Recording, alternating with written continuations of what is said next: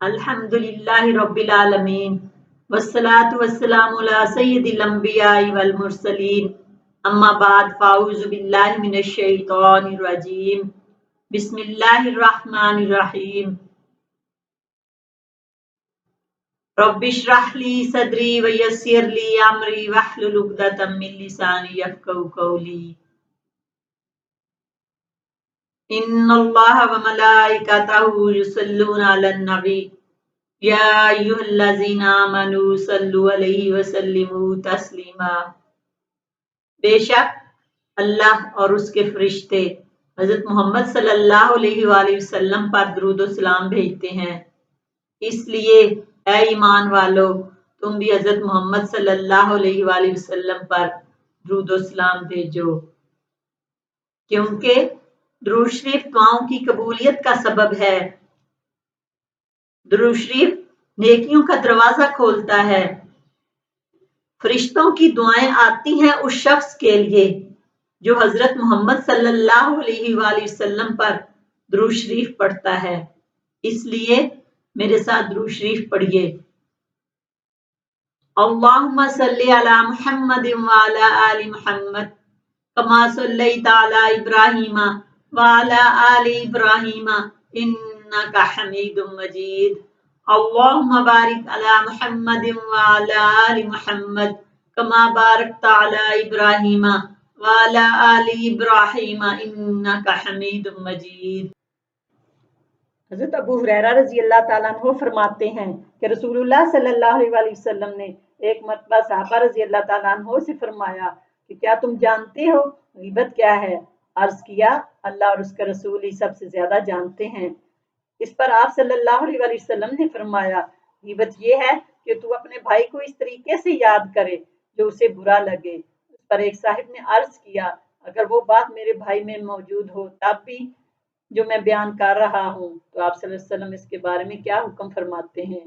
اس پر رسول اللہ صلی اللہ علیہ وآلہ وسلم نے فرمایا اگر تو نے اپنے بھائی کا وہ عیب بیان کر دیا جو اس میں ہے تب تو نے اس کی غیبت کی، اور اگر اس میں وہ موجود نہیں ہے تو نے اس پر بہتان لگایا۔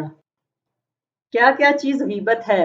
علماء نے فرمایا ہے کہ کسی کے گناہ کا ذکر کرنا، کپڑے میں عیب بتانا، نسب میں کیڑے ڈالنا، برے القاب سے یاد کرنا، اس کی اولاد کے بارے میں مختلف باتیں کرنا، اور ہر وہ چیز جس سے دل دکھے ان سب کا کرنا حرام ہے اور غیبت میں داخل ہے۔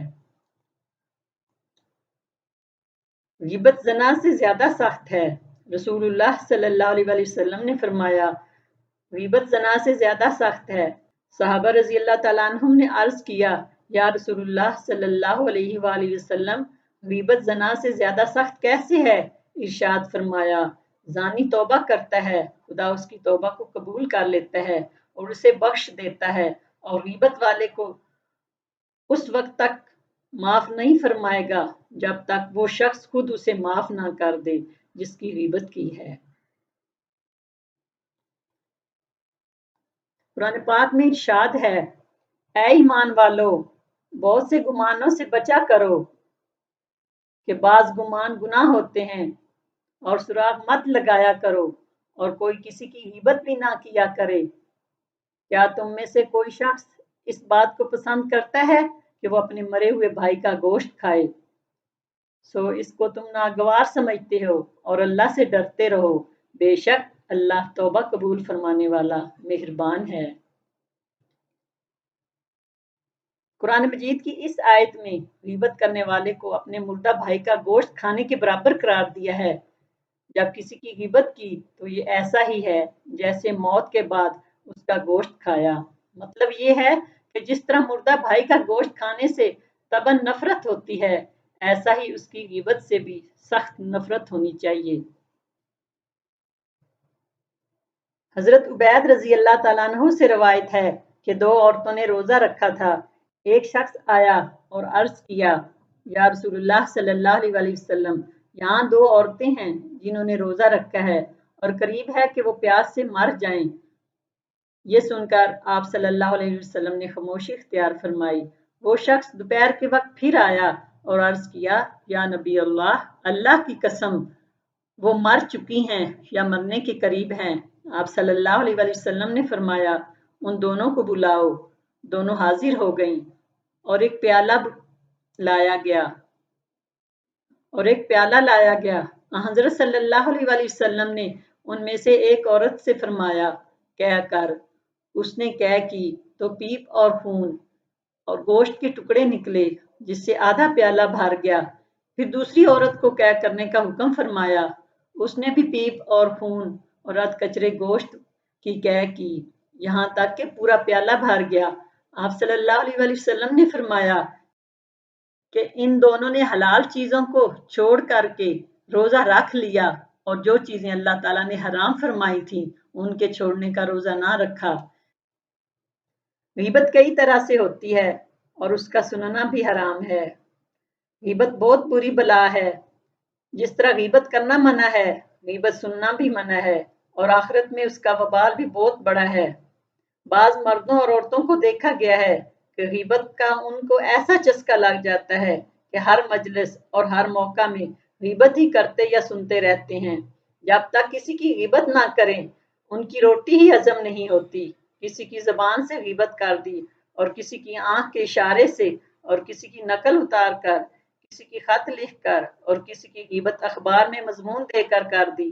गीबत के शौकीन मुर्दों को भी नहीं बख्शते। जो लोग इस दुनिया से गुजर गए उनकी भी गीबतें करते हैं।